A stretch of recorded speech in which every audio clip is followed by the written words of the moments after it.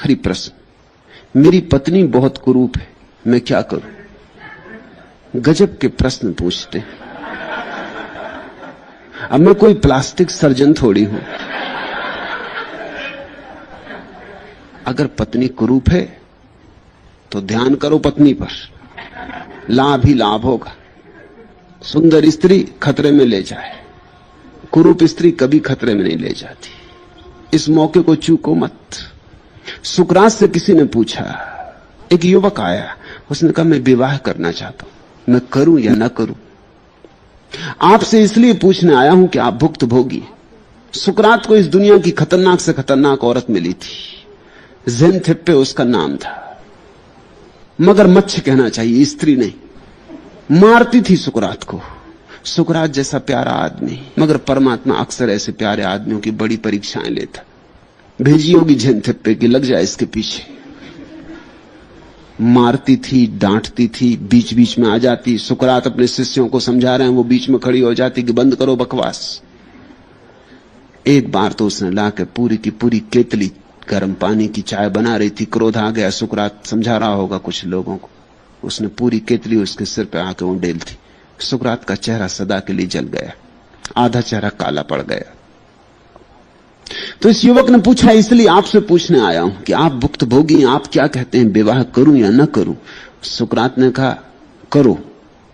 अगर स्त्री अच्छी मिली तो सुख पाओगे, अगर मेरी जैसी स्त्री मिली दार्शनिक हो जाओगे।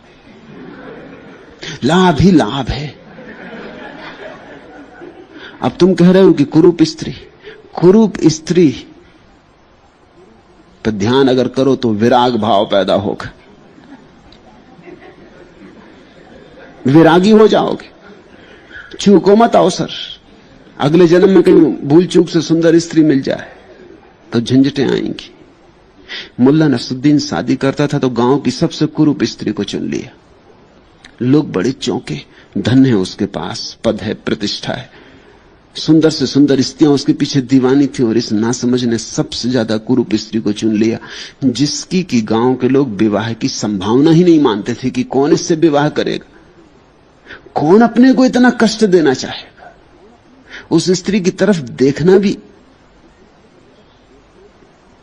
घबराने वाला था। मुल्ला ने जब शादी कर ली तो लोगों ने पूछा कि ये तुमने क्या किया? उसने कहा, इसके बड़े लाभ हैं।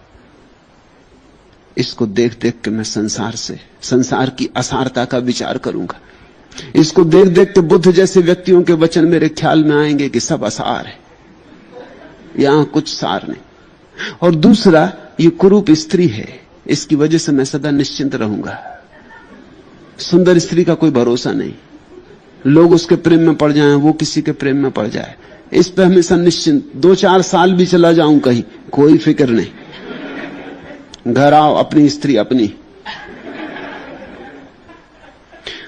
और सुंदर स्त्रियां बाहर से जितनी सुंदर होती उतनी भीतर से कुरूप हो जाती, संतुलन रखती। अक्सर ऐसा होगा कि सुंदर स्त्री की जबान कड़वी होगी, व्यवहार कठोर होगा, हैंकड़पन होगा, अहंकार होगा। सुंदर स्त्री भीतर से दुर्गंध देगी। सुंदर पुरुष के साथ भी यही बात है। कुरूप स्त्री परिपूरक खोजना पड़ते हैं उसे। देह में तो सौंदर्य नहीं है, इसलिए सेवा करेगी, प्रेम करेगी, चिंता लेगी, दुर्व्यवहार न करेगी, क्योंकि दुर्व्यवहार तो वैसे ही काफी हो रहा है। वो तो चेहरे के कारण ही काफी हुआ जा रहा, देह के कारण ही काफी हो जा रहा, वो और तो क्या सताना। तो अक्सर ऐसा हो जाता है, कुरूप व्यक्ति भीतर से सुंदर हो जाते हैं, बाहर से सुंदर व्यक्ति भीतर से कुरूप हो जाते हैं। सुंदर को अकड़ होती कि तुम नहीं तो कोई और सही, कुरूप को अकड़ नहीं होती कि तुम ही सब कुछ हो। परिस्थिति थी तो कुरूप ही। मुल्ला जब उसे घर ले आया तो मुसलमानों में पूछते, स्त्री घर आके पूछती कि मैं अपना बुर्का किसके सामने उठा सकती हूं, किसके सामने नहीं उठा सकती हूं, किसके सामने आ गया। तो पता मुल्ला ने क्या कहा? मुल्ला ने कहा कि मुझे छोड़ के सबके सामने अपना बुर्का उठा सकती है। और ये कहानी ऑफिस का समय होने के कारण बस में अत्यधिक भीड़ थी। सामने की सीट पर एक नवविवाहित जोड़ा बैठा था, जिसके सामने एक भद्र पुरुष राड पकड़कर खड़े खड़े सफर कर रहे थे। एक जगह बस के अचानक झटके से रुकने से भद्र महोदय खुद को संभाल ना पाए और नववधू की गोद में गिर पड़े। फिर क्या था, वर महाशय का पारा 7वें आसमान पर पहुंच गया। लगे उन महाशय को बुरा भला कहने। लोगों ने समझाने की कोशिश की कि इस हालत में कोई भी गिर सकता था, किंतु वर महाशय तो और भी ज्यादा भड़क उठे। बोले, बस बस, आप लोग चुप रहिए। अगर आपकी पत्नी की गोद में कोई बैठे तो क्या आप इसे सहन करेंगे? मुल्ला नसरुद्दीन ये सब बैठा हुआ सुन रहा था। वो उठ के आया, उसने कहा, ये रहा मेरा कार्ड, मेरा नाम मुल्ला नसरुद्दीन, आप इस पते पे किसी भी समय आ सकते और जितनी देर चाहे मेरी पत्नी की गोद में बैठ सकते।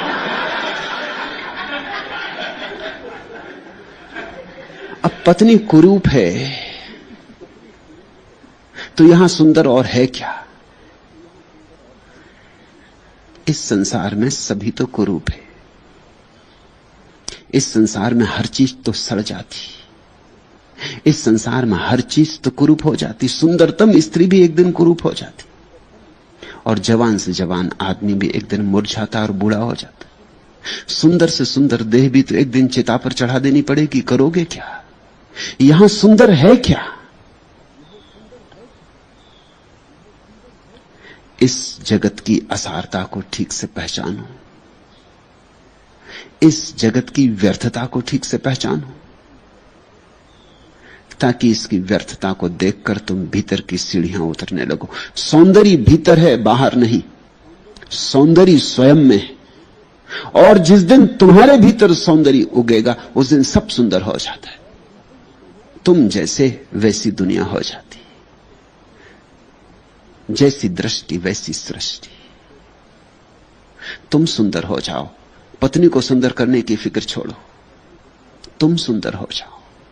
और तुम्हारे सुंदर होने का अर्थ कोई प्रसाधन के साधनों से नहीं, ध्यान सुंदर करता है।